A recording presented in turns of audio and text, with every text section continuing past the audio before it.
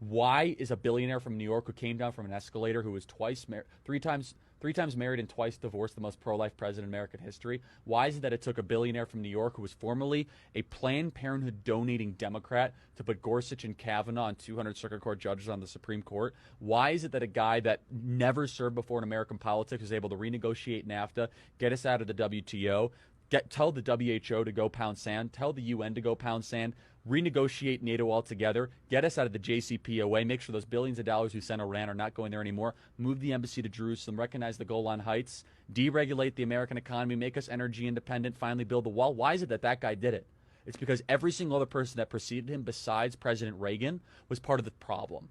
They are part of the very same community of people that were Ivy League educated, said one thing and did another, were part of the ruling class that protected the agency, protected the Bureau, protected the DOJ. And as long as you said the right things and kept the deficits going, raised the taxes, deteriorated the industrial base, boosted Wall Street profits, kept the borders wide open so that we could have foreign nationals domiciling in our country that do not share our values, eventually get benefits, their kids can vote against our own values, then things will be just fine. Why is it that this guy is different?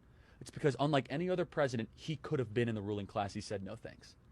He had enough money to be in the ruling class. He's got more money than James Comey, Andrew McCabe, Peter Strzok, Smirk, his lover Lisa Page, and the person who probably published his book combined and multiplied times 100. He's the only president in modern history to have his own plane and actually go to probably a smaller plane when he becomes president of the United States. He's one of the only presidents that was a best-selling author, #1 TV show on The Apprentice, NBC, literally was in every single rap song, was glamorized. President Barack Obama said the American dream is to be what? Is to be Donald Trump. That's what he said the American dream was.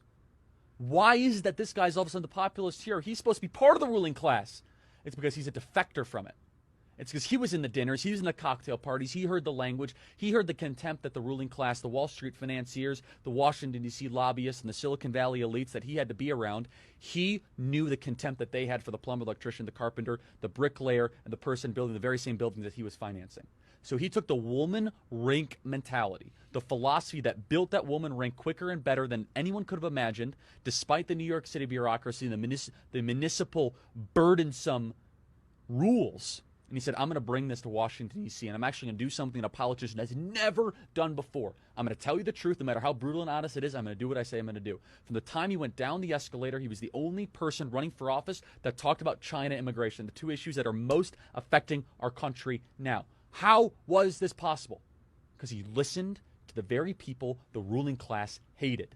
He would walk a job site and he would ask them, what's on your mind? He says, man, I'm really worried that we're getting taken over by China. I'm really worried that we're getting too many people in this country. I'm worried I can't pay for health care. He internalized. That's what a populist is, someone who listens to the people. So what makes President Trump different? This is a president who didn't need his job. He's the only president in American history who's going to be poorer after becoming president than before. He's not going to sign a book deal big enough to possibly make up for the gains. His son, investigated by every single authority imaginable, from Bob Mueller to the House Intelligence Committee to Adam Schiff to the Federal Bureau of Investigation, after being set up for that very same meeting. His businesses audited and currently under criminal investigation by the New York Attorney General for no reason and no grounding further. His other son, Eric Trump, his charity gets shut down for self-dealing despite no evidence at all. He just wants to give treatment to cancer kids, St. Jude's Hospital. His 11-year-old son, under constant and daily attacks for just existing as a teenager or early, a 12 or 13-year-old in this society. How dare he live?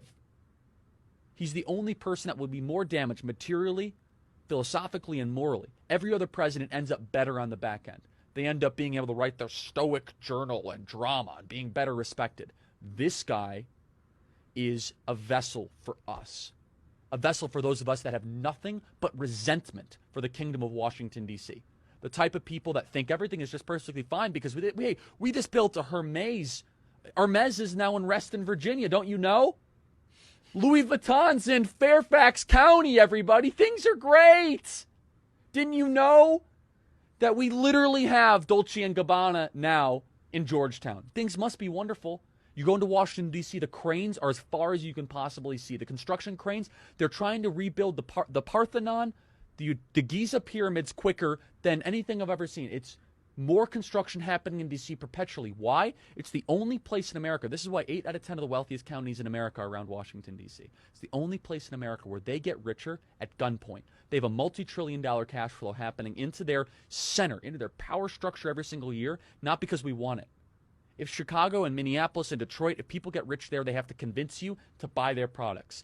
Maybe it's manufacturing, maybe it's automobiles, maybe it's Best Buy, which is, of course, a Minneapolis company. But Washington, D.C. is different. They do it at gunpoint. This is why Trump is different, and that's why I wrote the book.